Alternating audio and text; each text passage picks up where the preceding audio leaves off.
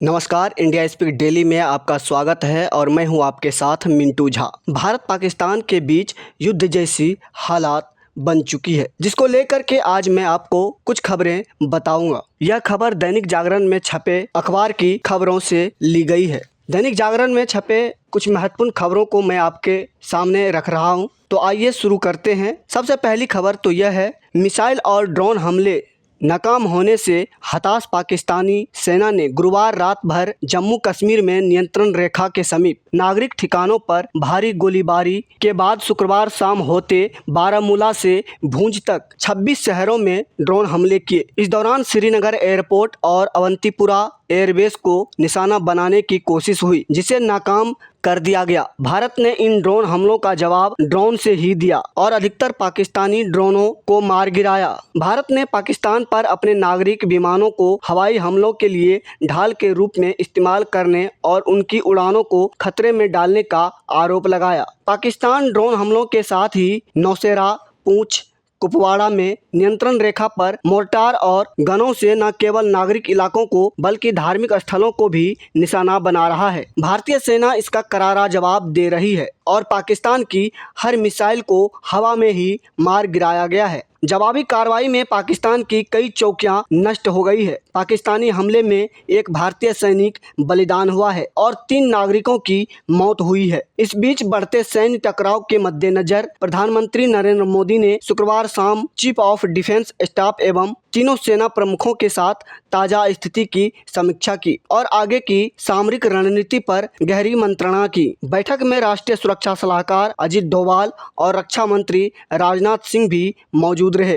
पाकिस्तान सेना ने गुरुवार रात राजौरी, पूंछ, उड़ी, कुपवाड़ा व बारामूला सेक्टरों में मोर्टार और तोपों से भारी गोलीबारी की, जो शुक्रवार सुबह तक जारी रही। इस दौरान पूंछ के लोरन ब्लॉक में एक गोला घर पर आ गिरा, जिससे एक व्यक्ति की मौत और 4 लोग घायल हो गए। राजौरी और पूंछ में पाकिस्तानी स्नाइपरों ने भी लोगों को निशाना बनाकर गोलियां दागी। राजौरी के केरी सेक्टर में सेना के एक जवान एम मुरली नायक वीर गति पाई है। शाम होते होते पाकिस्तान ने जम्मू कश्मीर, पंजाब, राजस्थान और गुजरात में सशस्त्र ड्रोन से हमले शुरू कर दिए। रक्षा अधिकारियों ने बताया कि इस दौरान पाकिस्तान ने बारामूला, श्रीनगर, अवंतीपुरा, नगरोटा, जम्मू, सांबा, फिरोजपुर, उधमपुर, अमृतसर, पठानकोट, फजिल्का, लालगढ़, जट्टा, जैसलमेर, पोखरन, बाड़मेर, भूज, कुरबेट और लखी नाला में ड्रोन से हमलों का प्रयास किया। इस दौरान बड़े सीमावर्ती इलाकों में ब्लैकआउट कर दिया गया। फिरोजपुर में पाकिस्तानी ड्रोन एक घर में गिरा, जिससे उसमें आग लग गई। इस घटना में 7 लोग घायल हो गए।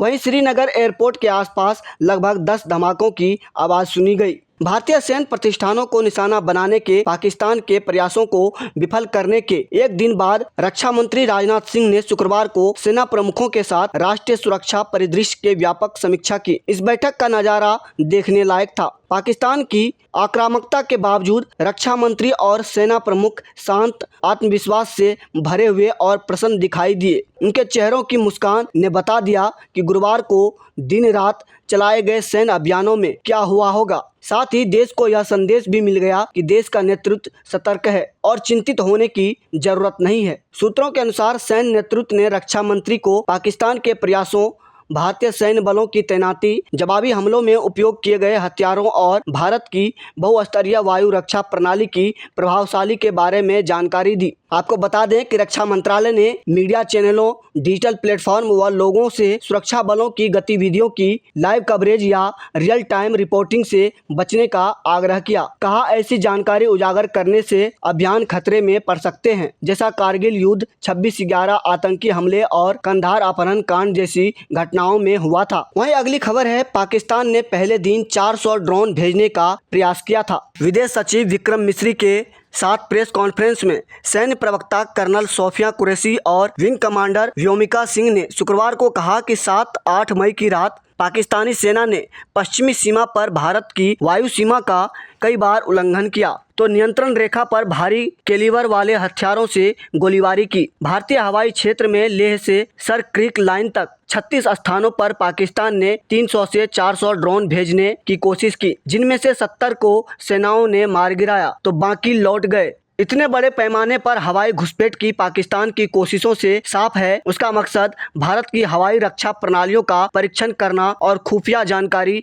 एकत्र करना था। पाकिस्तानी ड्रोन के मलबे की फॉरेंसिक जांच जारी है। प्राथमिक रिपोर्ट के अनुसार अधिकांश ड्रोन तुर्की निर्मित है, जबकि कुछ ड्रोन चीन निर्मित भी है। ड्रोन हमले नाकाम होने के बाद पाकिस्तान ने रात में एक सशस्त्र ड्रोन से भतिंडा के भारतीय वायुसेना स्टेशन पर हमले की कोशिश की, मगर उसे पहले ही मार गिराया गया। पाकिस्तान की ओर से ड्रोन की बौछार नाकाम करने के साथ ही भारत ने जवाबी कार्रवाई कर उसके 4 एयरफोर्स स्टेशनों पर सशस्त्र ड्रोन से हमले किए। कर्नल सोफिया कुरैशी ने कहा कि इनमें से एक ड्रोन पाकिस्तान के एक एवी रडार को ध्वस्त करने में सफल रहा। सूत्रों ने बताया कि पाकिस्तानी ड्रोन, जिनमें कई स्वार्म ड्रोन भी थे, उसको रोकने के लिए भारतीय एयर डिफेंस ने गुरुवार शुक्रवार रात L7 gun, JDU-23 mm gun और सिल्का गन का इस्तेमाल किया। इस दौरान कुछ पाकिस्तानी ड्रोन चंडीगढ़ के शहरी इलाके, राजस्थान के जैसलमेर और पोखरण में अंतर्राष्ट्रीय सीमा से करीब 120 किलोमीटर अंदर तक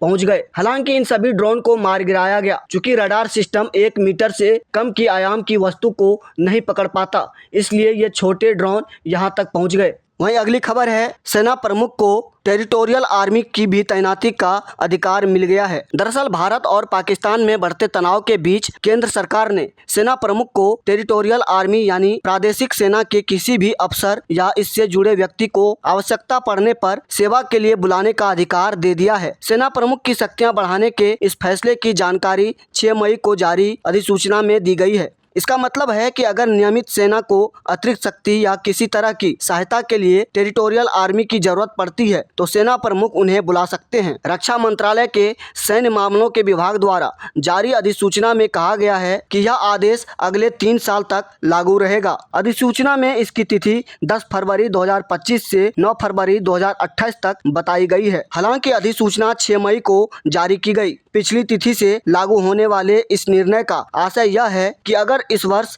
10 फरवरी के बाद टेरिटोरियल आर्मी के किसी सदस्य को सैन्य सेवा के लिए बुलाया गया होगा तो वह निर्णय भी इसके दायरे में आएगा। अधिसूचना में कहा गया है कि टेरिटोरियल बटालियन की मौजूदा 32 बटालियन में से 14 इन्फेंट्री बटालियनों को दक्षिणी, पूर्वी, पश्चिमी, मध्य, उत्तरी, दक्षिण पश्चिम, अंडमान व निकोबार कमान और आर्मी ट्रेनिंग कमान में तैनात किया जा सकता है। इनकी तैनाती बजट में कोष उपलब्ध होने पर ही की जाएगी। इसके अलावा अगली खबर है, डरा सहमा पाकिस्तान। पाकिस्तान सेना और उसके शासकों के हौसले पस्त करने वाले ऑपरेशन सिंदूर के बारे में जानकारी देते हुए विदेश सचिव विक्रम मिस्री ने पाकिस्तान को नए सिरे से बेनकाब करने के साथ उसके झूठ, शैतानी इरादों, दोहरे चरित्र, डर को भी बखूबी बयान किया। भारत के बड़े प्रतिकार से पाकिस्तान कितना सहमा हुआ है यह इससे पता चलता है कि उसने भारतीय सीमा में ड्रोन हमले तो किए लेकिन उनसे इनकार भी किया। चौकन्ने भारतीय सुरक्षा तंत्र ने पाकिस्तान के ड्रोन हमले नाकाम करने के साथ ही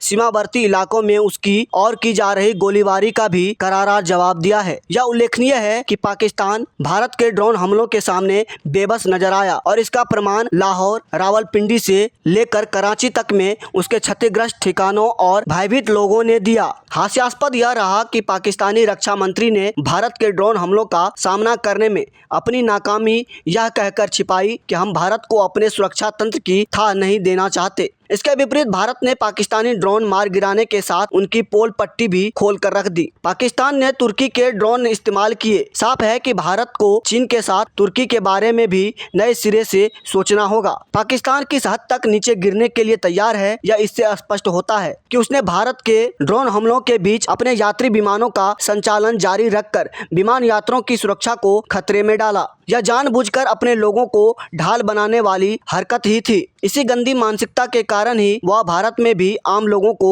निशाना बना रहा है। कोई निकृष्ट सोच वाला देश ही ऐसा कर सकता है। पाकिस्तान की निकृष्टता का एक प्रमाण यह भी है कि उसने जम्मू कश्मीर में धार्मिक स्थलों और खासकर गुरुद्वारे को निशाना बनाने की हिमाकत की। कुछ ऐसा ही काम पाकिस्तान पोषित आतंकियों ने पहलगाम में भी किया था। पाकिस्तान अपनी सेना और आतंकी संगठनों में भेद को भुला चुका है। हैरानी नहीं कि इसलिए दुनिया भर में उसकी थू-थू होती है। भारत ने पाकिस्तान को यह चेतावनी दी कि यदि वह आम नागरिकों, बुनियादी ढांचे और सैन्य ठिकानों को निशाना बनाने की फिर कोशिश करता है तो उसे और अधिक कठोर प्रहार का सामना करना पड़ेगा। यदि पाकिस्तान अपनी हरकतों से बाज नहीं आता तो फिर भारत को उसे बचा खुचा सबक सिखाने के लिए सक्रिय होना होगा। भारतीय ऑपरेशन सिंदूर के तहत यह पहले ही साबित कर चुका है कि उसके लिए पाकिस्तान के किसी इलाके और ठिकाने को निशाना बनाना बहुत आसान हो गया है। वास्तव में इसी कारण वह डरा हुआ है। यह डर अच्छा है। भारत को उसे भविष्य में डरा कर ही रखना चाहिए। अभी के लिए फिलहाल इतना ही।